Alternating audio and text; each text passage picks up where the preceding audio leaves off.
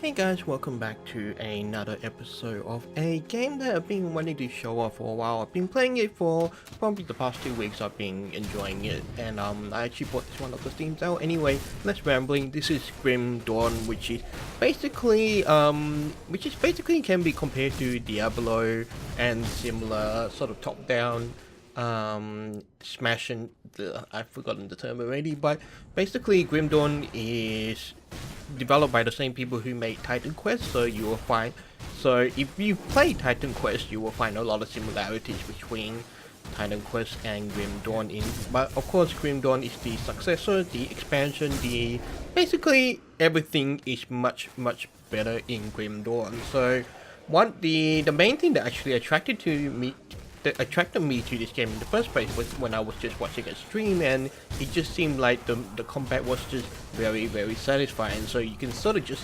see in the background or in the video there that you can just see that it feels like every punch feels like it's worth it. It feels like you really pack a punch, and it's also a very satisfying feeling to take down mobs of monsters at once. Now, Grim Dawn has a fairly standard, straightforward quest system, which pretty much pushes the game in somewhat of a linear path, as some of the harder areas are obviously sort of gated due to monster levels and such. So if you're looking for something a little more open world, Grim Dawn is probably not the game for you.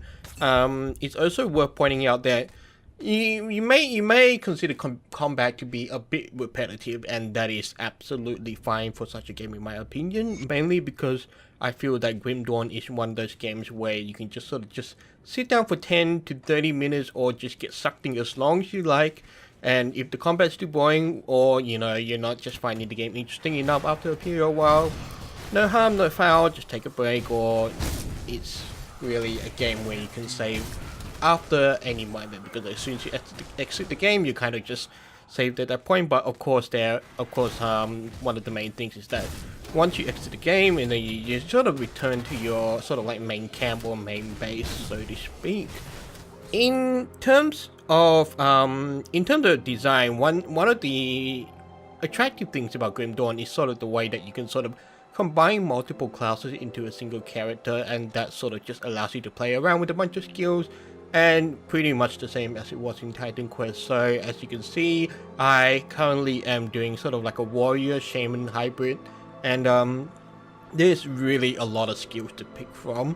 There's also the usual stat leveling, in which you can improve your persistence on, and then there's cunning, and then there's which is kind of like agility, and then I don't remember the last one, intelligence. So that's obviously for more magic weapons and that type of thing. So so there's that, and then there's a bunch of abilities that you can stack, and even with items, the items that obviously is very much like there's like once you go through a bunch of monsters, they'll drop a lot of items, and then often you end up selling a whole bunch of them back to the store, and that is kind of just a very normal process / routine, although I can definitely understand why some people do not like it.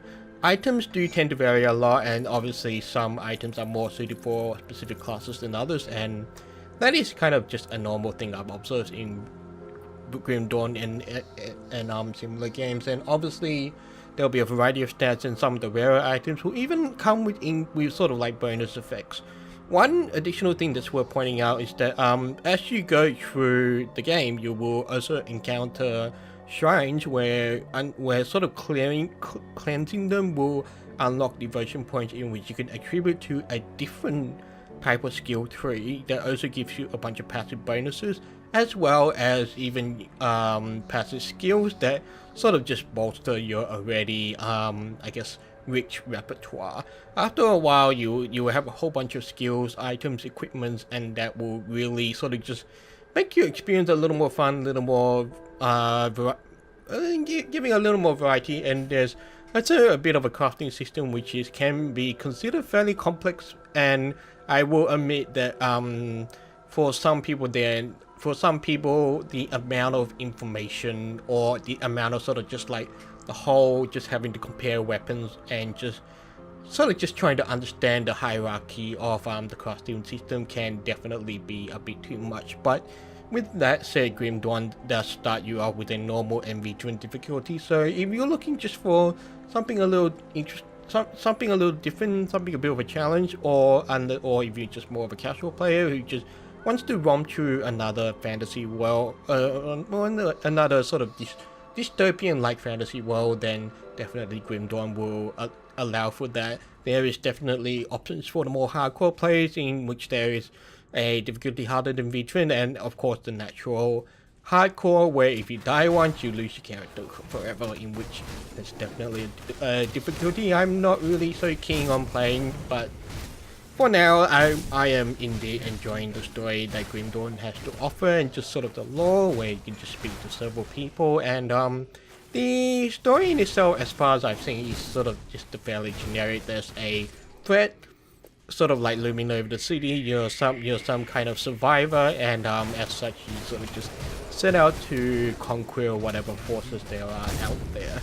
In terms of monsters fantasies, fairly standard fantasy genre type, and I don't really have too much to say about it. So you've got a whole bunch of different monsters, and they are the normal enemy race would be the ethereals, but with an A on front, or the ethereals, and you can pretty much compare it to any standard fantasy, like with zombies or reanimated corpses, necromancers, and then just random beasts like bees and such. So it's, yeah, I mean, they at least try to make the game look very different with this type of art style, and to sort of just distinguish it from others, and ultimately it's a very satisfying experience with sort of just enough depth for some people to get sunk in, and for other people to sort of just like, if they're not so keen on it, they can just kind of just ignore it. So I think that's all I pretty much have to say about Grim Dawn. I can definitely recommend it as a game to pick up, like, whenever you feel like picking it up.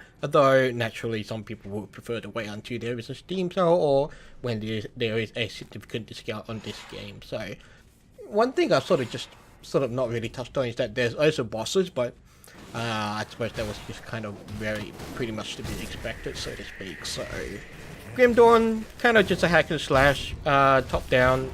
Well, not completely top down, but very satisfying top down hack and slash that really, like, at least if you're a melee character, you will feel like every punch has a kind of impact that is just very satisfying to play. And of course, with different classes, different abilities, there's a lot of variety out there for people, and essentially providing a fair amount of replayability, except it may be enough for people like me who really just kind of plays the game for the story and not so much the gameplay. And those who maybe have been playing Diablo 3 for a while will obviously enjoy Grim Dawn.